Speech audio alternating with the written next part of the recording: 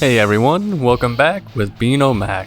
Today we're going to continue our reviews of the Aki games with the sequel to WCW vs nWo World Tour, WCW nWo Revenge. I'm going to analyze every mode in the game while also addressing roster details, upgrades from the previous game, and the overall presentation of the game. If you enjoyed these kinds of videos, make sure to like and subscribe for more daily content. Aki content every single Sunday, so make sure to ring the bell to be notified of playthroughs, reviews, soundtracks, comparisons, and much more. Now let's get into it.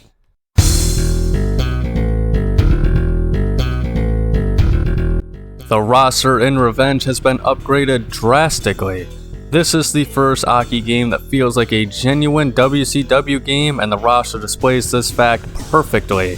This game was released at the peak of WCW's popularity, so we have the greatest WCW wrestlers of all time here. They're all split into factions, so we have the nWo Black and White that features superstars such as Hollywood Hulk Hogan, The Giant, also known as The Big Show, Scott Hall, Eric Bischoff, and even the unlockable Curt Hennig, just to name a few. In the nWo Wolfpack, we've got Kevin Nash, Sting, Lex Luger, Conan the Macho Man, truly star-studded here. Raven's Flock is featured as well, so we get the man himself along with some of his misfits, like Reese and Kidman. WCW is sectioned off into 4 categories. In the first row we have Bret Hart, Goldberg, DDP, the real stars of the brand at the time. WCW 2 features some mid-card acts of the time. WCW 3 are just some strays mostly. WCW 4, however, features the historical cruiserweights at their peak. Dean Malenko, Chris Jericho, Rey Mysterio, Psychosis, Ultimo Dragon, just to name a few. After the cruiserweights, we have some fictional wrestlers based off of Japanese wrestlers. I named all these wrestlers out in my secrets videos for Revenge, so check that out in the description for that and other secrets. Other notable cut wrestlers include Ric Flair, who unfortunately had contractual issues at the time. Wrath, who is still on the cartridge in some form, can be unlocked with a Game Shark, and even the fake Sting was set to possibly return. Overall, this is the best roster of any WCW game in my opinion, and quite a few of these names would show up in later WWF entries to fill out those rosters as well. But one thing is for certain, this roster rules.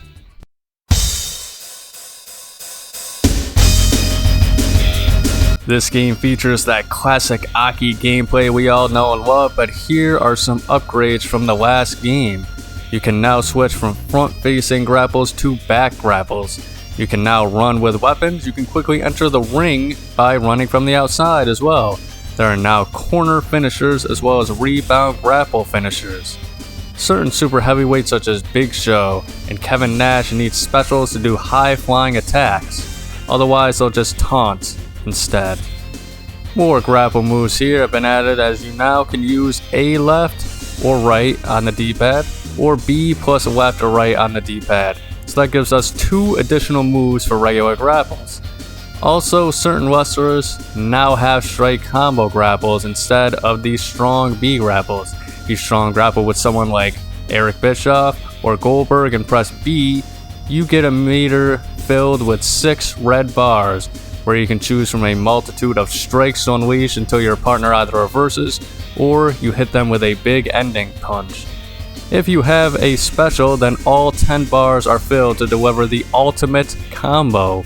As you can see, there are a lot of upgrades and quality of life improvements in this game, and more that I haven't even mentioned. So, even with only a year, the Aki team has shown they can massively update and innovate their games in short time. One thing I hated, however, in this game was the damage system. See, in Revenge, the matches would take forever. And I swear there's some programming that tells the CPU to almost always kick out of your finishers even if they are well past the point of defeat. You can literally have your opponent kick out of 3 specials in a row, but then just shoulder tackle them and get a 3 count. It's the only game in the series where making your opponent tap out is quicker and easier than defeating them with a pin, and I don't understand why. I'd get if this was Virtual Pro, but this is WCW. Correct me if I'm wrong, but I feel like they didn't have these 5-star matches where people kicked out of 10 finishers a match. I feel like World Tour and Virtual Pro 64 had the match timings down with the best overall match pacing as far as damage goes. One last thing worth mentioning is the high score system.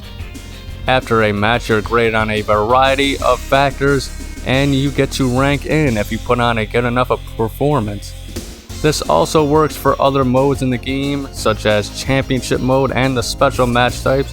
All in all, some great improvements where they were needed, but I feel like we went backwards in some regards. You let me know in the comments if you think I'm wrong.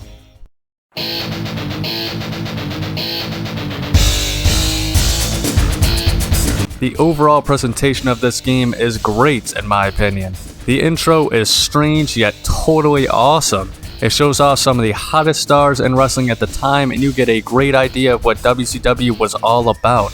The menu design has taken a step back in some regards in my opinion, but a cool feature is seeing the stage of the last arena you fought in behind you as you browse through the menus.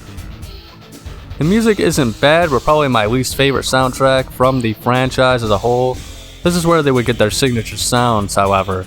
This is where the heavy basses in the background started, as well as the deep guitar soundtracks. Like I said, overall not bad, but I did like World Tour's presentation a little bit better.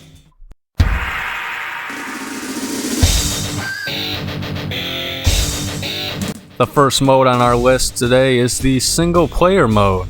This isn't the championship we would receive later on, with storylines that change depending on the match results, but it's more in line with the Glass Games League Challenge mode.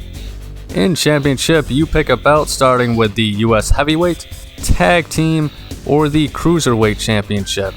Once you complete the Cruiserweight, you unlock the TV title path. Completing the US Heavyweight path nets you the chance to play for the World Heavyweight belt. Once you pick a title, you pick a WCW superstar and battle through 10 matches in an arcade-style mode where you fight one contender after another until you defeat the champion himself. You can also defend your title against a few competitors if you don't want to change your superstar. Winning a belt for the first time will unlock the defending champion. For example, the Faces of Fear for the tag team titles, Kidman for completing the Cruiserweight Championship path, Roddy Piper is your reward for winning the World Heavyweight title, the US belt gets you Kurt Hennig, and the final unlockable is Canyon, where you have to win the Television Championship. Other than trying to get high scores in the previously mentioned rankings, there isn't a reason to play through after unlocking everyone. I would have to put it on par with World Tour's League Challenge, as it didn't really add anything new to the table in the single player department, but I also feel like there weren't those unnecessary championship paths either, as every single championship path nets you a new superstar to unlock.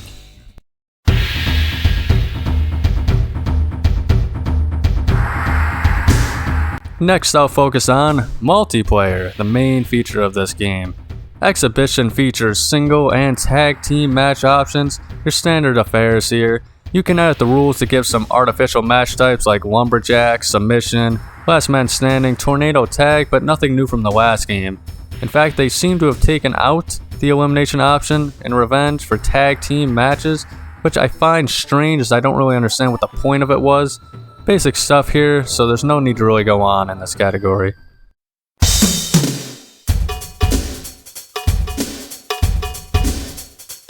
This game we have two special match type options. Really though, they're just the Battle Royal and the Handicap match options from the last game though. Handicap is still a 2-on-1 affair, but it can be fun to beat up on a poor soul, or you can take the ultimate challenge by defeating 2 opponents at once. Battle Royal has been massively upgraded by allowing up to 40 competitors. Once one man is eliminated, the next comes out, and this mode isn't short on its own secrets either. You can have it be traditional over-the-top rogue battle royal elimination, or an all-out hardcore frenzy with pins or submissions. Either way, this is the peak of multiplayer modes and a bona fide classic for those who played this game back in the day. No issues here.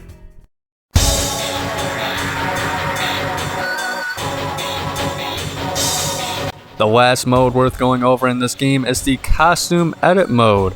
This mode allows you to edit any of the 4 base attires for any wrestler in the game.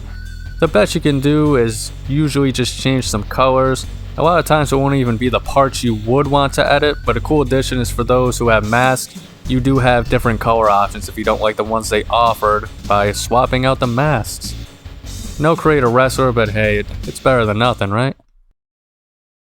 At the end of the day, Revenge is more than a solid title in the franchise. It has one of the most devoted fan bases of any wrestling game, and the reasons are simple. It was made at the peak of World Championship Wrestling and has the best roster of any WCW game hands down.